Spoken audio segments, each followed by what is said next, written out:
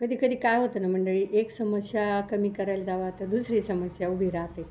आता मध्यंतरी बघा, खूप गोहत्या होत होत्या. ते काय काय त्याचं हे चालू होतं. तर बजरंग दलाच्या कार्यकर्त्यांनी त्याच्यावर इतकं छान काम केलं आणि इतका अंकुश मिळवला की आता त्या गोष्टी खूप प्रमाणात कमी झाल्या. पण आता एक वेगळाच प्रॉब्लेम काय वाढला आहे माहिती का? जे शेतकरी मंडळी आहे ना, यांच्याकडं ज्या गाया असतात, जर्सी गाया, आणि त्यांना जे त्या अ, व्याल्या की त्यांना जे ते गोरे होतात. तर कालवड झाली तर ठीक आहे, ते पाळतात. पण गोरे झाले का त्यांना प्रश्न पडला की आता याचं काय करावं? काल असंच आमच्या एका पाहुणीचा फोन आला, तर ती म्हणे, "बाई, गाय जनली पण तिला गोरं झालं आणि त्याचं काय करावं असं मला आता काही समजेना," म्हणे. तर मी म्हटलं, "का बरं?" तर ती म्हणे, "अगं, ते काही कामाचं नसतं," म्हणे. "ते काही पाळून पूर्वी कसं बैलानं मशागत वगैरे करायची शेतीची, तसं काय आता ह्या जनावरांना ते अ, ज्ञातही नसतं आणि ते तसं कोणी करत पण नाही," म्हणे. आणि मग मी म्हटलं, "अरे बापरे!" मग ते विकायचे पहिले ते म्हणे, "नाही, आता ते बजरंग दलांच्या कार्यकर्त्यांनी त्याच्यावर बंदी आणलेली आहे. त्याच्यामुळे ते कुणी ते लोकं घ्यायला यायचे ते खाटीक वगैरे ते येत नाहीत," म्हणे आता. तर मी म्हटलं, "बाई, मग आता काय करायचं गं?" तर म्हणे, "हां ना बाई, आता हे." आणि तुम्हाला एक सांगू का? बिनकामाचं कोणी असो, माणूस असो, जनावर असो, आणखी काही असो, त्याला कुणीच सांभाळत नाही. त्याला कुणीच आयतं खायला घालत नाही. जोपर्यंत जीव आहे ना, तर त्या ज्या खाणं लागतं ना, तर त्याच्यासाठी त्याला कष्ट करावेच लागतात. आता गाय दूध देते म्हणून गायीला चारा घातला जातो. आता हे गोरे काय दूध देणार आहे का? कामं करणार आहे का? यांना आयतं कोण पोसणार? तर मी म्हटलं, खरंच मग मोठीच समस्या झाली. तर मग मी म्हटलं, तुम्ही एक बजरंग दलाच्या कार्यकर्त्यांना विनंती करा ना, की आता सध्या तसे पण खूप बिबटे वाढलेले आणि हे मध्ये आपल्या काही नेत्यांनी मुक्ताफळं उधळली होती, की 1 कोटीचे बोकडे वगैरे घेऊन जंगलात सोडून द्यावे वगैरे.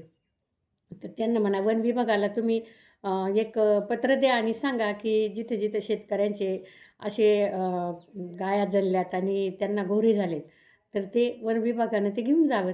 त्याचा मोबदला नाही दिला तरी चालेल, पण ते घेऊन जावं आणि ते जंगलात सोडावे. जेणेकरून बिबट्याला पण खाद्य मिळेल, नाही का? आणि मग तो जे माणसाच्या वस्तीत येतोय, तर तो कधी तिकडे थोडंसं अडकून राहील. तर ती म्हणे, "हां गं, ही पण आयडिया चांगली आहे," म्हणे. तर मी म्हटलं, "बाई, मला तरी वाटतंय असंच, की आता ह्या बिबट्यांना खाद्याची गरज आहे. त्यांना त्यांचं खाद्य भेटेना म्हणून ते मनुष्यवस्थित यायला लागलेत. तर मग हे केलं तर त्यांनाही खाद्य भेटेल." बघा मंडळी, कसं आहे, आता ही एक साखळीच असते, नाही का? निसर्गाची. याला खाल्लं की तो जगेल, ते खाल्लं की तो जगेल, तो खाल्लं की ते जगेल, असे. तर आता हा पुण्याचा हिशोब करत नाही बसायचं. पण मला असं वाटतं, की जे ह्या कारवडी जनल्या आणि ज्यांच्या घरी ते गोरे झाले नाही शेतकऱ्यांनी, तर सरळ वन विभागाला असं हे करायला पाहिजे. वन विभागाने याची दखल घ्यायला पाहिजे आणि ते सगळे जिथे-जिथे त्यांना फोन केला, की ते येऊन घेऊन जातील आणि जंगलात सोडून देतील.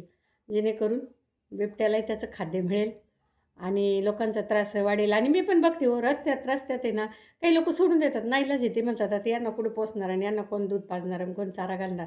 मग ते सोडून देतात. मग ते बिबटे आहे ना, आता शहरात सुद्धा बघा दिसत आहेत बरं का रस्त्यानं.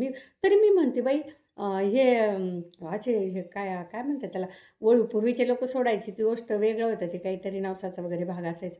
पण आता हे म्हणलं, हे कोण सोडते हो आणून शहरात? लोकांनी आता खेड्यातल्या लोकांनी सगळं कुत्रे, मांजरं, तुम्हाला सांगते ना, आता त्याच्यात भरीत भर अ, हे काय ते गाया जनल्या का त्यांचे ते गोरे आहेत ना, ते पण आणून सोडायला लागलेत. म्हणजे शहरातल्या लोकांना हा विनाकारणच त्रास वाढत चालला आहे. तर मला असं वाटतं याच्यावर हे सोल्युशन आहे, की वन विभागानं ह्या सर्व गोऱ्यांचं अ, घेऊन जावेत शेतकऱ्यांकडनं आणि जंगलात सोडावे, जेणेकरून बिबट्यांना खाद्य मिळेल. तुम्हाला काय वाटतं मंडळी? आणि बजरंग दलाच्या कार्यकर्त्यांनी अ, मला मला त्यांचे आभार तर मानायचेच आहे, पण त्यांना विनंती आहे, की या कार्यासाठी तुम्ही नक्की प्रयत्न करा, की जेणेकरून हे वन विभागाकडं हे बिबटे जातील आणि ते पुढं त्यांचं ते काय व्हायचं ते होईल.